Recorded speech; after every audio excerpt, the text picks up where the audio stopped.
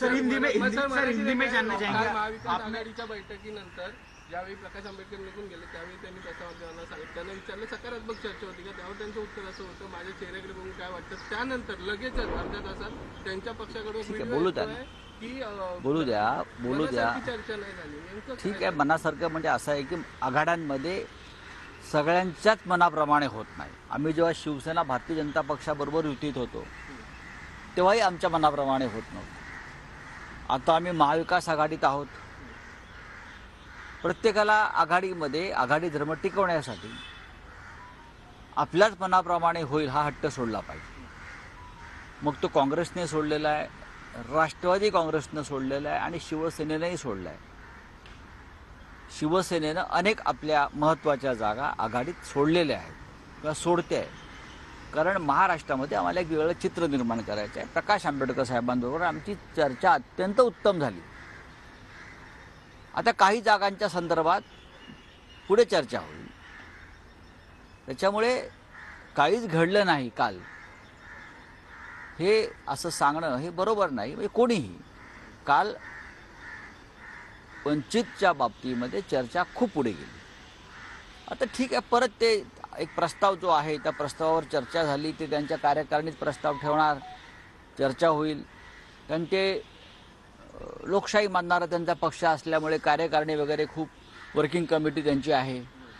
अशा अनेक कमिट्या असल्यामुळे त्या कमिटीतून ह्या कमिटीत गेल्यावरती ते आमच्याकडे परत स्वतः चर्चेला बसू आणि आम्ही त्यांचं पूर्ण समाधान करायचं ठरवलेलं आहे.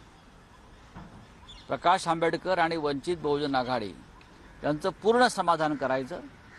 कोणत्याही परिस्थितीमध्ये प्रत्यक्ष किंवा अप्रत्यक्ष प्रकाश आंबेडकर साहेब हे भारतीय जनता पक्षाला मदत होईल अशी भूमिका घेणार नाही.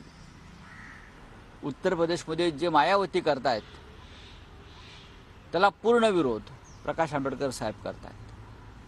त्यांना या देशात हुकुमशाहीला खतपाणी घालणारं मोदींचं राज्य नको आहे.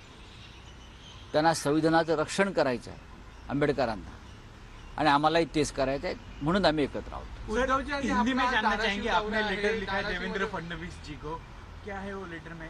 देखिए, मैंने राज्य के गृहमंत्री को लिखा है, महाराष्ट्र में जिस प्रकार से लॉ एंड ऑर्डर की स्थिति है बहुत गंभीर है. खुलेआम विधायक एक दूसरे के ऊपर गोलीबारी कर रहे हैं, हत्याएं हो रही है. मुंबई महाराष्ट्र में गुजरात के बहुत से पोर्ट से हजारों करोड़ का ड्रग्स मुंबई, नासिक, पुणे, ठाणे में आ रहा है. ऐसे में उनकी जिम्मेदारी बनती है. अब नया एक मसला सामने आया है, ऑनलाइन गैम्बलिंग. सबसे ज़्यादा महाराष्ट्र में है, हज़ारों करोड़ का ट्रांजैक्शन चल रहा है.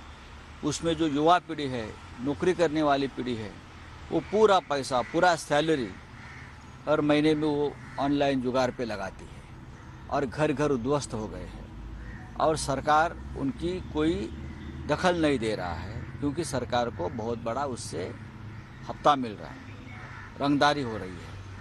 तो मैंने देवेंद्र जी को कहा है, आप राज्य के गृहमंत्री हो, आपको अगर ये युवाओं का ये समस्या है, जो फैमिली की समस्या है उनकी, वो नहीं दिखती, तो क्या गृहमंत्री पद आपके किस काम का है? इतना मैंने कहा है.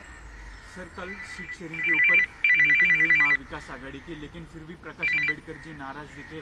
प्रकाश आंबेडकर जी नाराज नहीं है. प्रकाश आंबेडकर के साथ हमारी बहुत ही पॉजिटिव चर्चा हो गई है. वंचित आघाड़ी के साथ प्रस्ताव के ऊपर चर्चा हुई, हमने कुछ बातें कही, आंबेडकर जी ने कुछ बातें रखी, उसके ऊपर चर्चा हुई है. अब प्रस्ताव लेकर एक प्रस्ताव आंबेडकर साहब ने दिया, उसके ऊपर चर्चा हो गई. जो निर्णय हुआ अंदर वो अब उनके कार्यकारिणी जो है पार्टी के उनके सामने रखेंगे और वापस 2-3 दिन में हम लोग बैठेंगे. Thank you. महायुति में भी राहुल. तर गुजरातमधून महाराष्ट्रात ड्रग्ज येत आहे असं संजय राऊत यांनी म्हटलंय. राज्यात कायदा आणि सुव्यवस्थेचा प्रश्न उद्भवल्याचंही राऊत म्हणतात.